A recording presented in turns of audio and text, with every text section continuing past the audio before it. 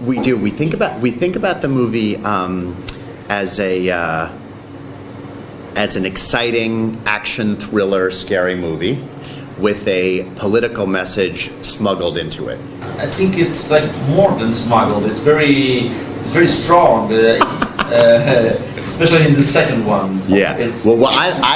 I agree with you.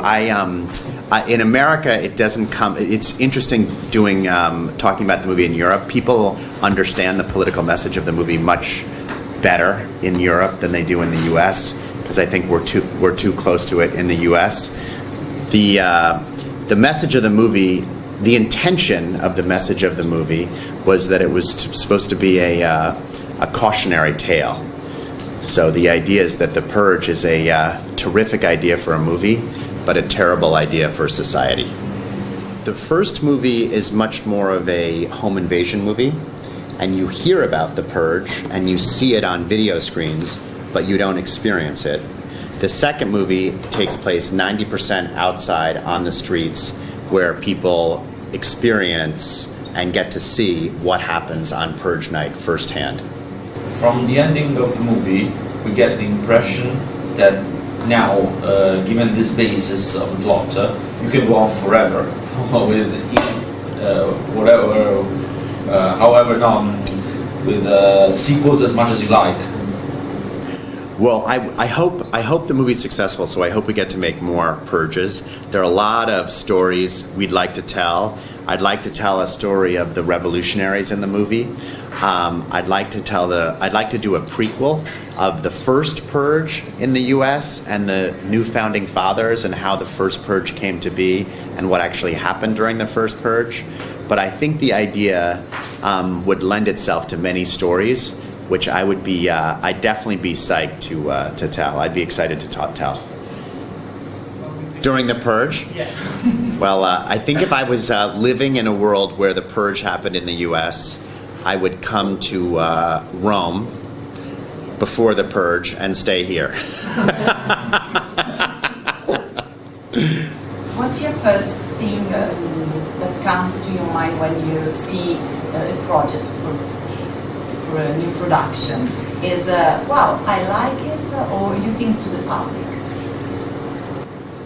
That's a great question. The first question I think about is I like it, but it's taken a long time to think that way. For many, many years, I used to work for Harvey and Bob Weinstein, and I took 5 years from after the time I quit not to read a script and think, will Harvey like this?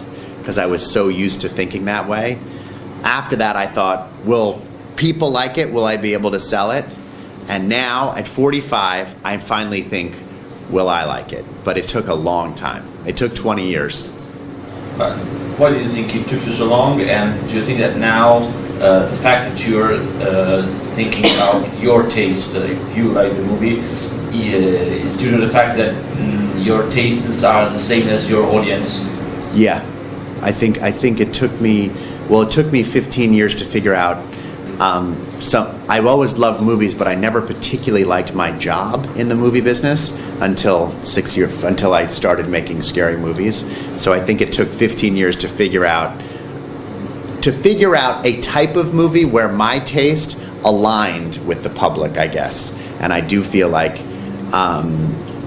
what I like and what the audience likes in scary movies is similar.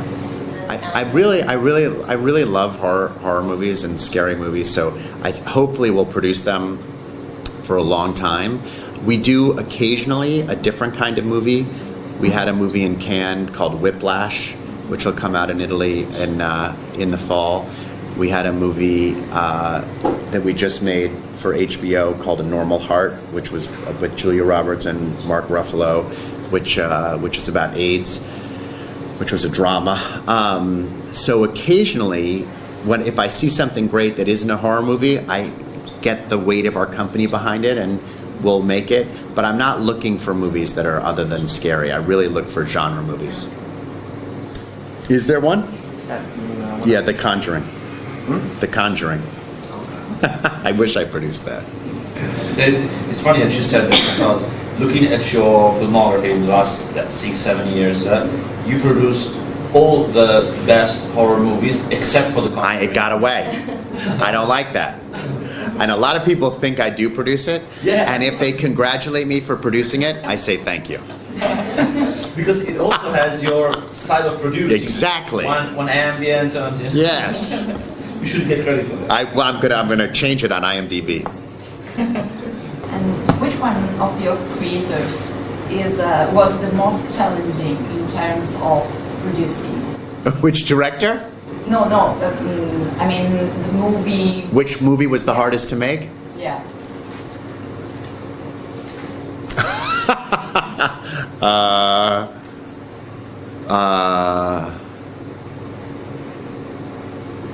Gosh, there isn't a single. They were all challenging for different reasons. Paranormal 2 was very, very hard to make because we all thought, everyone said we were going to make Blair Witch 2. How can you make a sequel to a found footage movie? Don't make a sequel to a found footage movie. You're ruining Paranormal Activity. So that was probably, at least psychologically, the hardest one to make. That's what I thought you were. I can't say that. But there is one director who was definitely harder than anybody else, but I can't tell you that. But he knows who he is. And which one surprised you in terms of audience feedback and response? Well, again, this kind of ties into what you said. I'm almost always surprised. So we only make low-budget movies, and this isn't true.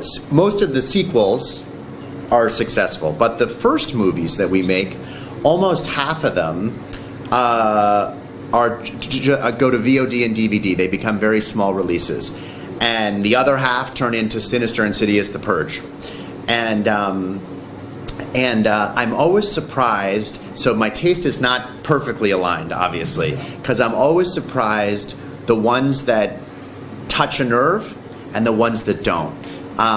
So I always think like, oh, this one's definitely gonna turn into a big deal, and sometimes it doesn't, and the other way around.